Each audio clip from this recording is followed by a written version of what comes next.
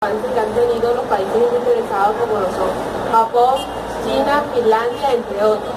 A diferencia de los países latinoamericanos, de los países industrializados, es que los países latinoamericanos invierten muy poco en la innovación. La mayoría de los estudiantes de los países latinoamericanos no pasan a las universidades. Esto se debe a la mala educación de la primaria y de la secundaria. En los exámenes PISA, los países latinoamericanos siempre quedan en los últimos puestos. Finlandia, entre hace pocas décadas, era uno de los países más pobres de Europa. Ahora se encuentra entre los primeros lugares del comercio mundial. Es uno de los países menos corruptos y tiene el primer lugar en los exámenes PISA.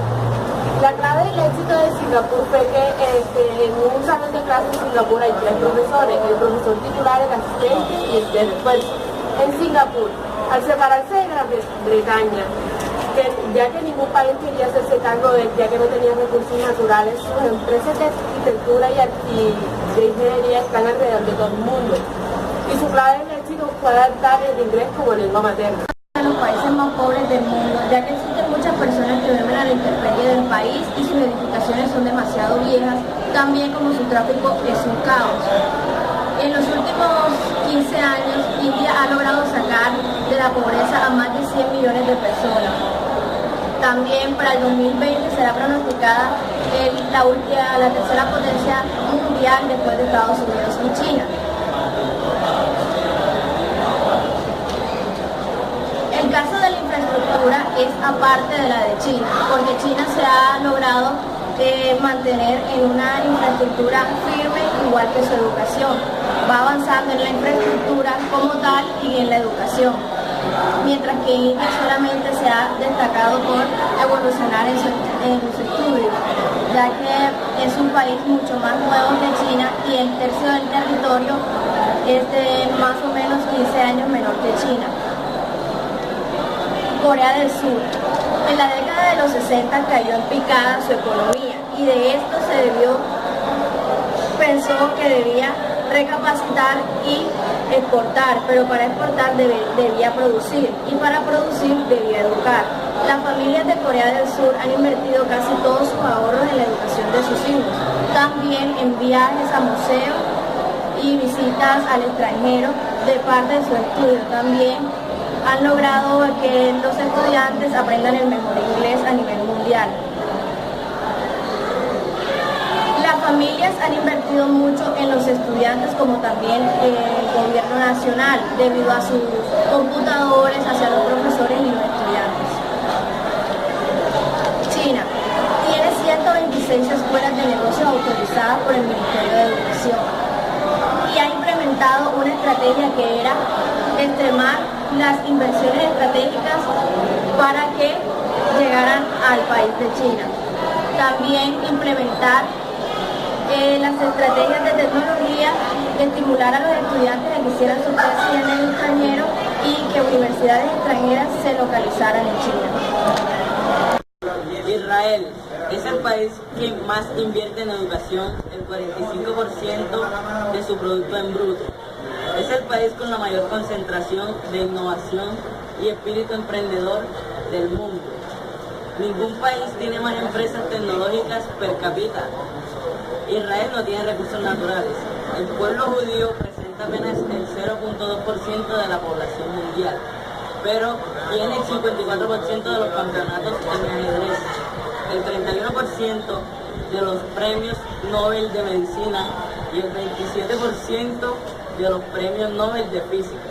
La religión judía enfatiza ritos y que durante la Edad Media los judíos tenían prohibido poseer tierras, lo que los obligó a ser médicos, banqueros o aprender varias profesiones que pudieran llevarse de un lugar a otro en caso de ser expulsados de los países donde vivían. Chile, rumbo al primer mundo, el país con la economía más globalizada de Latinoamérica. Estabilidad política, Estado de Derecho y respeto a las reglas del juego son parte de la respuesta. La coalición del partido de izquierda que gobernó y durante décadas hasta el 2010 triplicó el presupuesto educativo y aumentó las horas de estudio en las escuelas de 940. por año a 1.200, mientras que en 1990 la escolaridad promedio de los chilenos era de 8.7 años. En 2008 es de 11.8, es la más alta en Latinoamérica. El 10% de la población es analfabeta, el 44% de los jóvenes de 19 años terminan la secundaria, el 12% va a la universidad en el examen PISA. Brasil está en el puesto 53 de 57 países, pero en Brasil se ha creado una concurrencia de voluntades del sector público y privado, en donde todos están involucrados en mejorar la educación. Se ha creado una alianza llamada Todos por la Educación.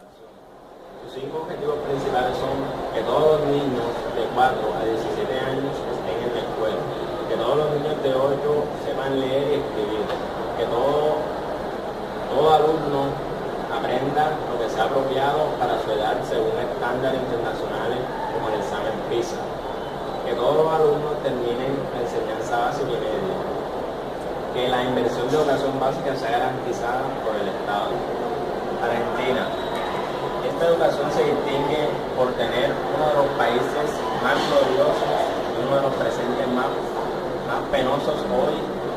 Sus gigantescas universidades públicas difícilmente podrían estar más alejadas del mercado laboral, de la investigación productiva y de la economía global.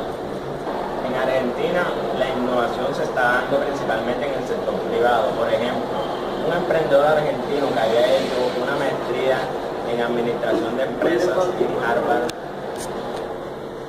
dice que su empresa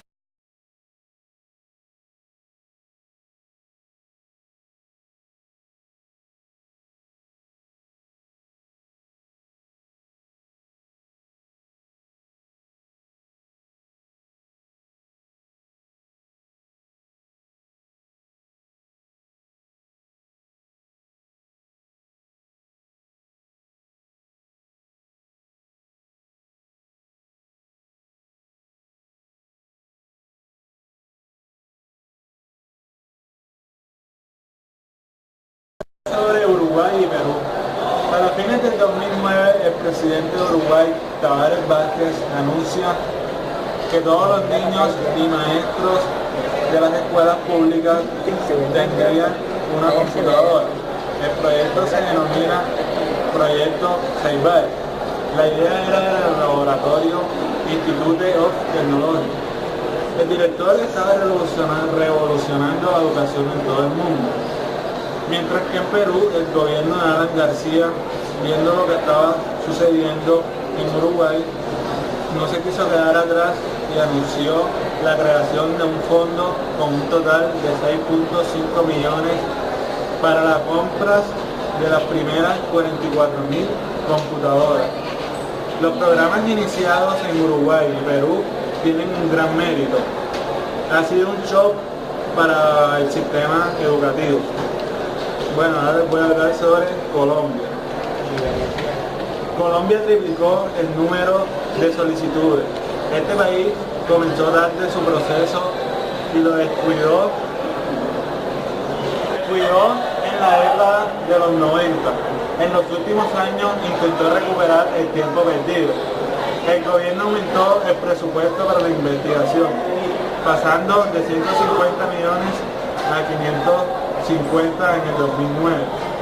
Se incrementaron los fondos y las becas para doctorado, que eran 100 y pasaron a 500. Bueno, ahora les voy a hablar sobre México. En México, sindicales que figuran en la nómina estatal como maestros, pero que jamás pisan un aula. Si un maestro es malo, el sindicato negocia su traslado a otra escuela. En 2008 se hizo un examen por primera vez a 81.000 docentes y el resultado fue que un casi el 70% no lo aprobó. En las pruebas PISA, este país, los estudiantes mexicanos están en los últimos puestos, con el 40% no terminan bachillerato. Los motivos para esta deserción es la escuela no les gusta, no les interesa no le ven ninguna utilidad. El bachillerato en México tiene el doble de estudiantes que una universidad. En esto nos damos cuenta que es un país que está muy atrasado en la educación.